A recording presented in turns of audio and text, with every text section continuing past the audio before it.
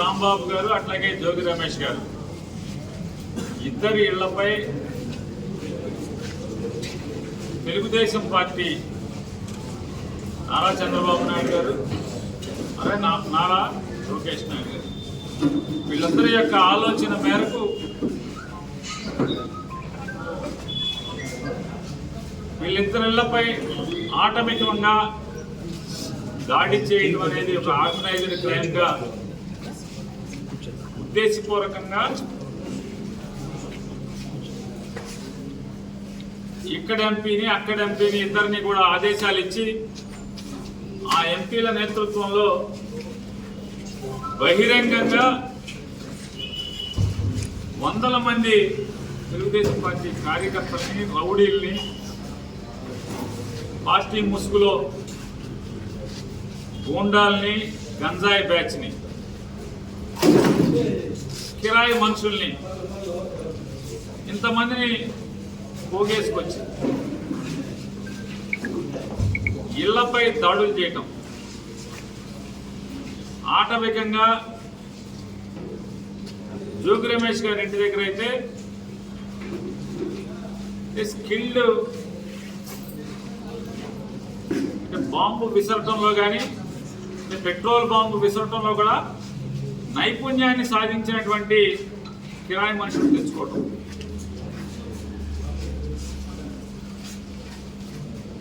ఎన్ని పోలీసుల సమక్షంలో జరగటం మధ్యాహ్నం 2 గంటల నుంచి సాయంత్రం 5 గంటల వరకు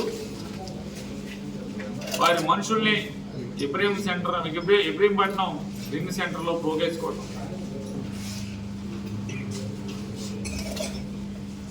ఈ ప్రాంతంలో అల్లరి మోకలు చైన్ బ్యాచ్లు గంజాయి బ్యాచ్లు కిరాయి మూటాలు చెలరేగకుండా అసాంఘిక శక్తుల్ని కంట్రోల్ చేయాల్సినటువంటి పోలీస్ వ్యవస్థలోని కొంతమంది అధికారులే దీని ప్రోత్సాహకరంగా ఈ కార్యక్రమాలన్నింటినీ కూడా ప్రోత్సాహకరంగా అండదండలుగా ఉండటం అదనపు డీసీపీగా ఉన్నటువంటి గున్నం రామకృష్ణ గారికి మధ్యాహ్నం 2 గంటల నుంచి ఇక్కడ ఎవరైతే ఆర్గనైజర్స్ ఉన్నారో ఈ కార్యక్రమానికి ఈ ఆటవిక చర్యకి నాయకత్వం వహించిన వాళ్ళు ఎవరైతే ఉన్నారో వాళ్ళందరితో చర్చలు జరపడం సెంటర్లో అవన్నీ కూడా వీడియోలు ఫోటోలు లభ్యమవటం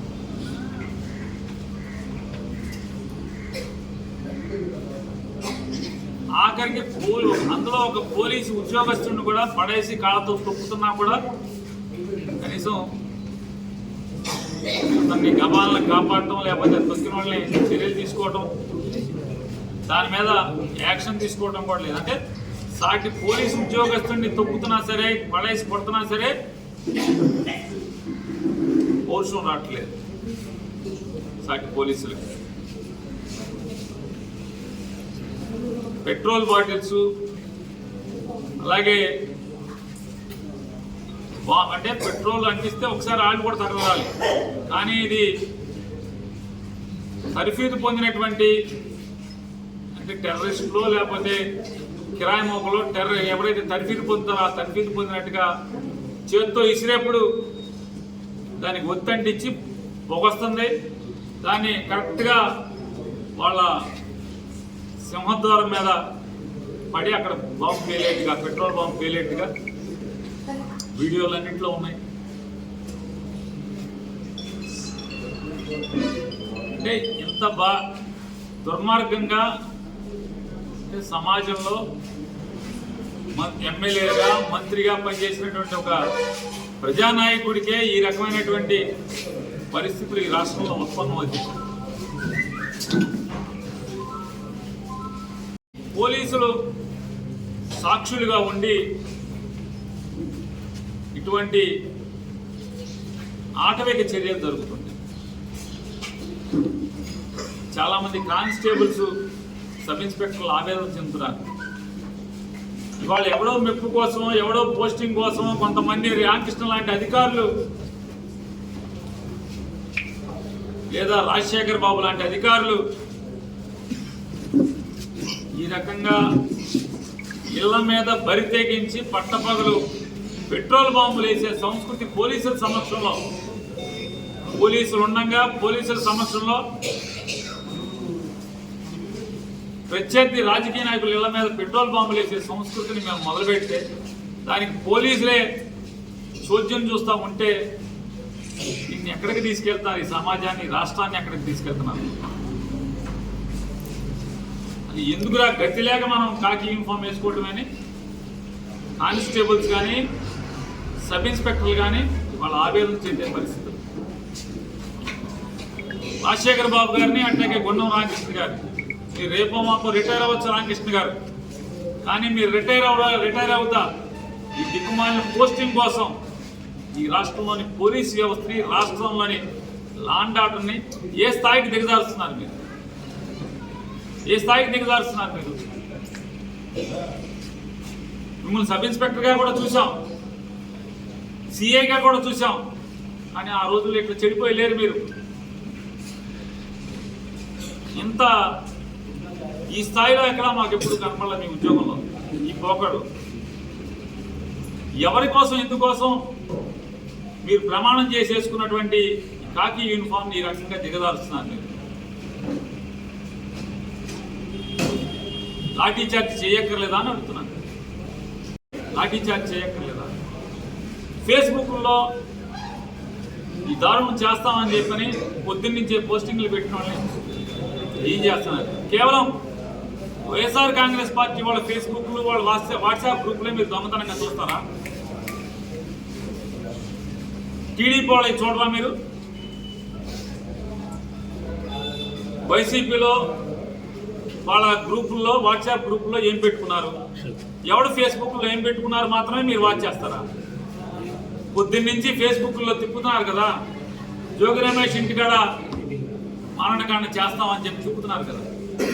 సాయంత్రం పొద్దున్నుంచి సాయంత్రం 5 దాకా కూడా మీరు పట్టించుకోకుండా మీరు 2 గంటలకి, మధ్యాహ్నం 2 గంటలకి మీరు ఇబ్రహీంపట్నం రింగ్ దగ్గర అల్సగా కొద్దిమంది నాయకులతో మీరు ముచ్చటిస్తుంటారు. మాకు అనుమానం కలగదా ప్లానింగ్లో మీరు ఉన్నారేమో అని చెప్పి? మాకు అనుమానం కలగదా అంటున్నా. మీరు ఎవరెవరైతే ఈ కిరాయి మొక్కల్ని పోగేసుకొచ్చారో, వాళ్ళకి నాయకత్వం వహించారో, ఆ నాయకత్వం వహించిన వాళ్ళతో మీరు మంత్రాంగం చేయటం దేనికి ఎందుకు వస్తుంది? కొన్ని మీరున్నారా? మీరుండి ఫైర్ ఓపెన్ చేయాలి కదా. మీరు ఎందుకు వెళ్ళిపోయారు అక్కడి నుంచి? ఏం ఆదేశాలు ఇచ్చి వెళ్ళిపోయారు? కింద వాళ్ళకి ఏం ఆదేశాలు ఇచ్చి వెళ్ళిపోయారు? ఇవాళ కేసు అయిన తర్వాత మొత్తాన్ని తీసుకొచ్చాం, 41 నోటీస్ ఇచ్చాం, వదిలేసామని చెప్పి పేపర్కి ఇస్తారు. ఇవాళ దుర్గారావు అనేటువంటి ఒక ఏసీపీ ఆయన ముద్దాయిలతో ఎంత చిద్విలాసంగా, ముద్దాయిలు అంటే ఒక మాజీ మంత్రి ఇంటి మీద ఆ ఇంట్లో వాళ్ళు ప్రాణాలు పోయినా పర్లేదని చెప్పని దాడి చేసి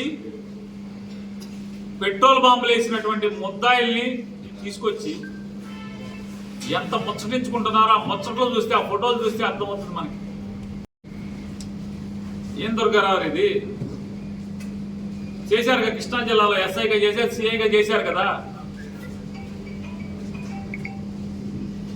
పోలీసు ఉద్యోగం మర్చిపోయారా? సమాజాన్ని రక్షించాల్సినటువంటి బాధ్యతలు ఉండి మీరు రౌడీల్ని, గోండాల్ని తీసుకొచ్చి సెల్లో వేయాల్సినటువంటి ఉద్యోగంలో ఉండి మీరు కులాసాగా ఏదో పెళ్లి సంబంధం మాట్లాడుకున్నట్టు, మీరు వాళ్ళ ఇంటికి వెళ్తే, పెళ్లి సూపురికి వెళ్తే ఏదో లాంఛనాలు మాట్లాడుకుంటున్నట్టు వాళ్ళు ముద్దాయిలు మీరు కలిసి నవ్వుతా మాట్లాడుకోవటం అంటే ఏంటిది? 41 నోటీస్ ఇచ్చి వదిలేస్తారా? బిఎన్ఎస్ 326 పెట్టాలా రాజశేఖర్ బాబు గారు పెట్టక్కర్లేదా? బిఎన్ఎస్ 326 ఎందుకు ఇక్కడ అప్లై అవ్వదు, ఎందుకు పెట్టరు అని అడుగుతున్నాను. పెట్టాలి కదా. 109 రావాలా అక్కర్లేదా? హత్యాయత్నం కింద 109 రావాలా అక్కర్లేదా? బిఎన్ఎస్ 191, 192 కింద రైటింగ్ వందల మంది దొమ్మిగా వచ్చి పెట్రోల్ బాంబులు ఇసిరి గృహ దహనానికి తద్వారా హత్యాయత్నానికి ప్రయత్నం చేస్తే బిఎన్ఎస్ 191, 192 రావాలా అక్కర్లేదా? పెట్టారా? పెట్టలేదా? సెక్షన్ 4 ఆఫ్ ఆర్మ్స్ యాక్ట్ పెట్టలేదా? పెట్టారా? బిఎన్ఎస్ 32 సబ్సెక్షన్ జి పెట్టారా? పెట్టరా?